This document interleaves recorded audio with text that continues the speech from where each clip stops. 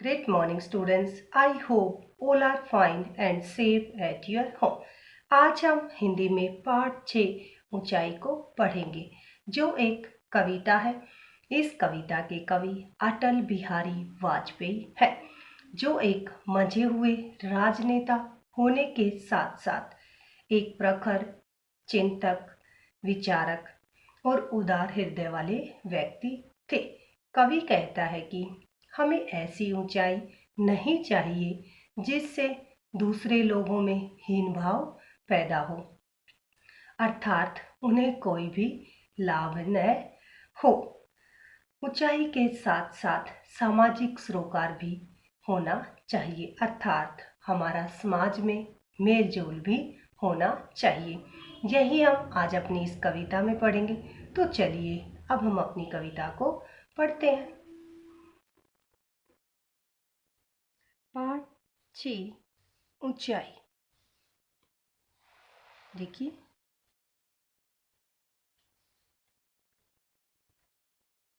ऐसी ऊंचाई जिसका प्रस मीन्स छूना, पानी को पत्थर कर दे।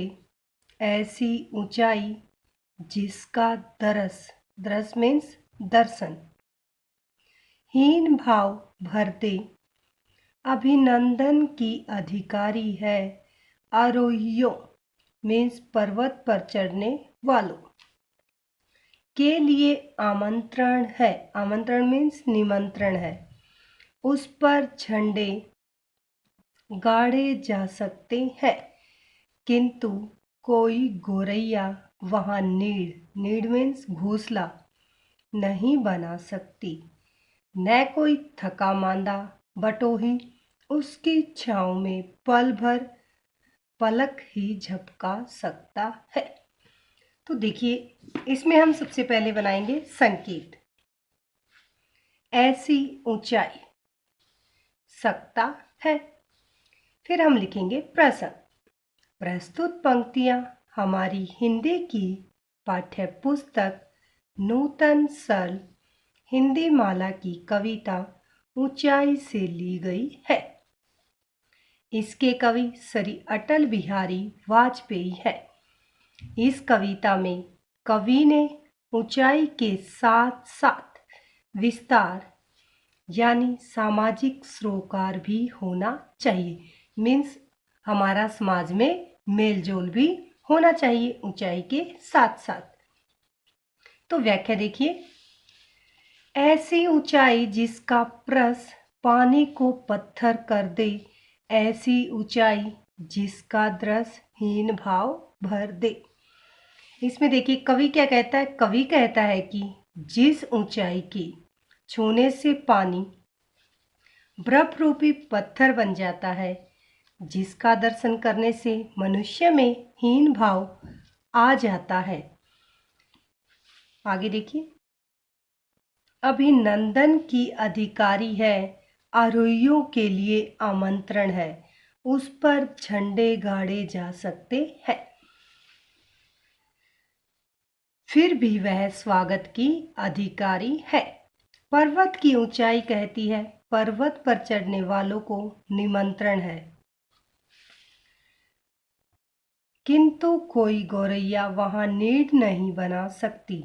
न कोई थका मांदा बटोही उसकी छांव में पल भर पलक ही झपका सकता है।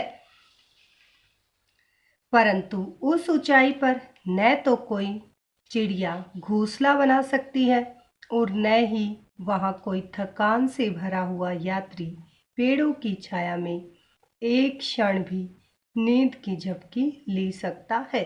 कि इस ऊंचाई पर न तो कोई चिड़िया अपना घोंसला बना सकती है और न ही कोई थकावट से भरा हुआ यात्री या मनुष्य किसी छाया में बैठकर एक क्षण भी आराम कर सकता है या नींद की झपकी ले सकता है, क्योंकि न तो वहाँ समुचित स्थान है और न वातावरण, न तो वहाँ पर स्थान है और ना ही वहाँ का वातावरण है।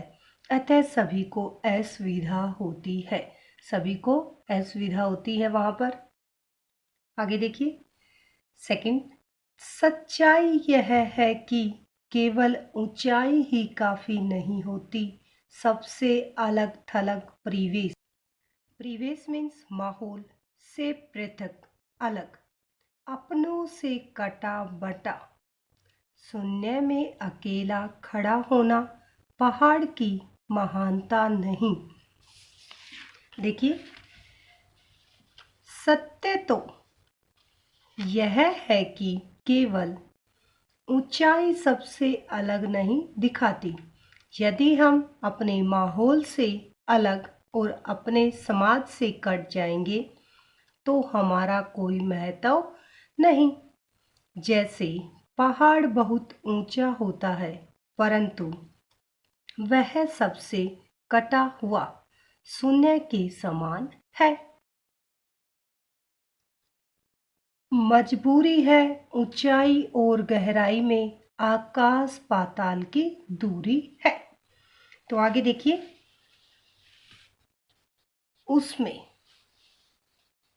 उसमें उसका बड़प्पन नहीं है कि वो सबसे अलग है, तो इसमें उसका बड़प्पन नहीं है। यह एक परिस्थिति है कि ऊंचाई और गहराई से आकाश पाताल अलग होते हैं। कवि ने ऊंचे पहाड़ की तुलना ऐसे मनुष्य से की है जो समाज में अकेला रह जाता है। आगे देखिए अब,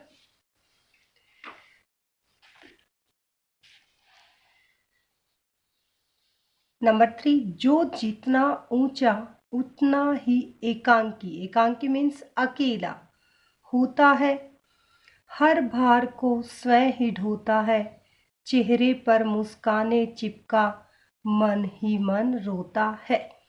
तो आगे देखिए अटल जी क्या कहते हैं। अटल जी कहते हैं कि जो मनुष्य अधिक ऊंचा होता है वह कुछ कमियों के कारण समाज से अलग हो जाता है, अर्थात वह ऊंचाई पर पहुंचकर अकेला रह जाता है। वह अकेला होने से सभी मुश्किलों को अपने आप ही सहन करता है। वह दिखावटी मुस्कुराता हुआ मुख लेकर रहता है और मन से वह दुखी रहता है, अर्थात अपने सुख में स्वयं सुखी होता है और दुख में अकेला रोता है। उसका सुख दुख बांटने वाला कोई नहीं होता है। आगे देखिए अब नेक्स्ट, जरूरी यह है कि ऊंचाई के साथ विस्तार भी हो जिससे मनुष्य ठूंठ सा मीन्स सूखा पेड़ जिसकी कोई भी डाल पत्ती नहीं होती, खड़ा न रहे, ओरों मीन्स दूसरों से घुले मिले, किसी को साथ ले किसी के संग चले। तो देखिए इसमें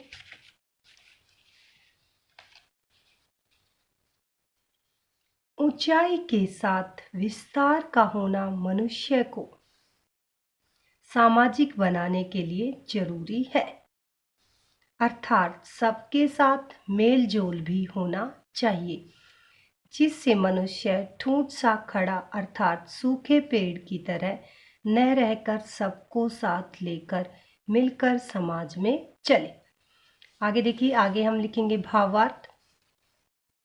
कवि कहता है कि मनुष्य में ऊंचाई के साथ साथ सामाजिक मेल जोल भी होना चाहिए, कि उसका समाज के अंदर प्यार प्रेम भी होना चाहिए। विशेष भाषा सरल व सहज है, तुकबंदी व लय का प्रयोग है। कवि ने यह मान प्रतिष्ठा होने के साथ परिवार एवं समाज को सहयोग देने के लिए कहा है। आई होप आज हमने अपनी इस कविता में जो पढ़ा वो आपको समझ आ गया होगा। हमने पढ़ा कि कवि कहते हैं ऊंचाई के साथ साथ सामाजिक सरोकार भी होना चाहिए, अर्थात समाज में हमारा मेल जोल आपसी प्रेम होना बहुत ही जरूरी है, क्योंकि अगर ऊंचाई के साथ हम सामाजिक सरोकार को छोड़ देंगे तो हमारे समाज में पहचान नहीं होगी, इस ऊंचाई का कोई लाभ नहीं होगा। हमें सभी के साथ मेलजोल अर्थात मिलजुल कर रहना चाहिए। हमारे अंदर ऊंचाई पर जाने के बाद हीन भाव नहीं पैदा होना चाहिए। यही कवि कहना चाहता है कि हमें समाज में रहकर सभी के साथ मिलजुल कर रहना चाहिए। आप सभी ने कविता को अच्छे से पढ़ना है, समझना है। धन्यवाद। आपका दिन शुभ हो।